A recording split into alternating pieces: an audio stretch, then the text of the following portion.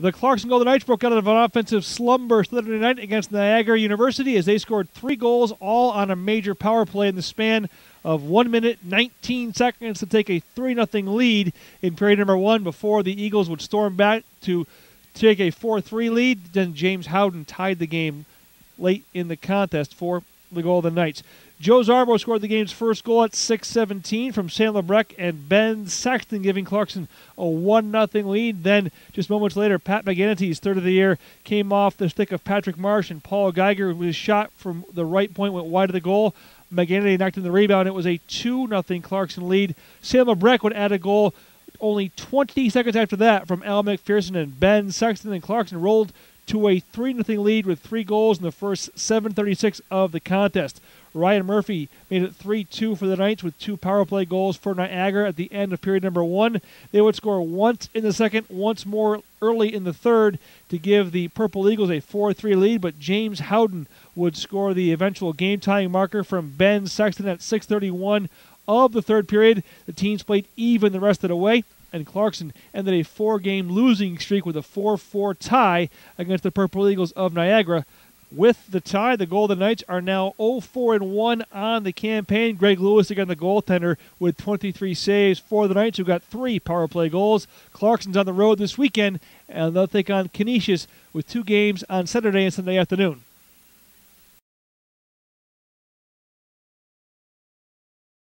Up in the Marvin Room with Sam Lebrecq and James Howden. The game starts off with a big 5-minute power play, and Sam, I'll ask you, what changes in your approach versus a 2-minute power play versus a 5-minute power play? What changes as a team and yourself on the power play?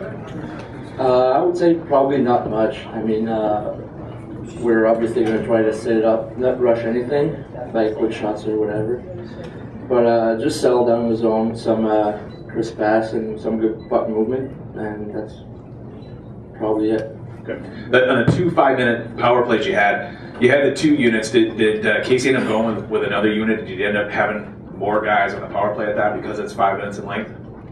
Yeah, I think so, definitely. We had both units out at some point, so some of the guys jumped in, and I think it helped.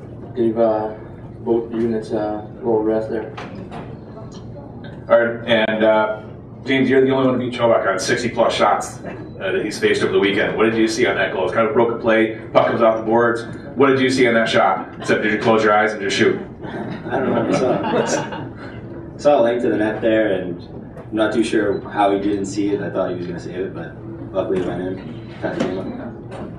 He was pretty aggressive coming out of his net a lot. I think tonight you guys did a better job of getting, the forwards did a better job of getting in his way, so he couldn't come out as challenging much. Sammy, what did you see differently tonight that you were able to get shots through? Last night, a lot of shots blocked. Tonight, getting more shots through to the goalie. Yeah, I think our puck movement in the offensive zone went definitely quicker tonight than it was yesterday, so it gave us the D a little more time to get the shot off at the blue line, and I don't know, the D did a great job tonight finding the shot lanes. James, I know Casey gives a pretty good speech before the game. He gets things pretty riled up, but tonight, different message for the team. Talk a little bit about what you guys heard a little bit before the game, that maybe what it meant to you guys. Fellow was in there while Casey was talking, and he was a cancer survivor, and it was just a message that he was supposed to. He had 6 years to live, I'm pretty sure, a little bit more, and it's been much longer than that now, and just that in the grand scheme of things, that our job isn't too hard to take a hit, block a shot, and sacrifice our body and live for each shift, I guess. Great. Thanks, guys. Back to you, Bob. Coach, you get 3 goals right off the bat. What's the challenge of scoring 3 goals that early, man? You go 2 games without a goal, and all of a sudden you get 3. Now talk about the challenges you're talking to your team about once you're up 3-0. I didn't really see it as a challenge. I scored 3 goals. I think what happened though was our maturity as a team showed after that. I thought we let back in the game. I don't think we handled it very well. I thought we take a defenseman takes a penalty in the offensive zone down below the goal line, and that started the comeback for them in terms of situation. We got some growing pains going on right now as a team. We're trying to find our identity.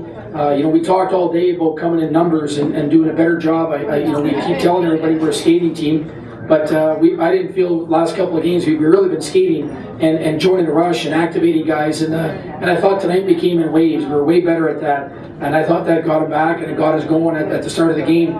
But we can't keep going back to the discipline issue that allows teams to get back in the game, because we were in complete control of that game, and and we let them off the hook there in terms of that. Okay, after that third goal, they pulled their goalie and put Chewbacca back in. He played a great game last night. Chewbacca, yeah. Do you think though that mentally, because he had that shutout last night, did you see the players? Did that make them tense up a bit, or do you think that doesn't really matter to a guy that's shooting the pucks? You're on a roll there tonight, Josh. I guess I never thought about that either. I don't. Bob brought it up on air. I just think we're trying to score goals. I think the situation is I liked our offensive identity tonight. I thought we generated a lot of scoring chance in terms of the game. You're going to get in a situation where the goalie. The thing about him that's really different is that he's really, really, really aggressive out of the crease and all that. And we needed to make him move laterally. He doesn't move laterally real good, but it's a situation where I thought he played well over the course of the weekend. He played.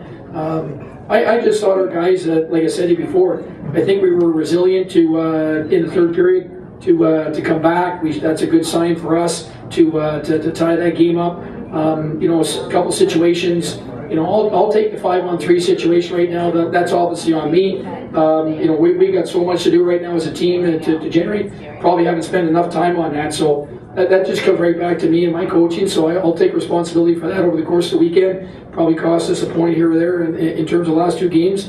But it's a situation where it was right there for us, opportunity to win the game there tonight.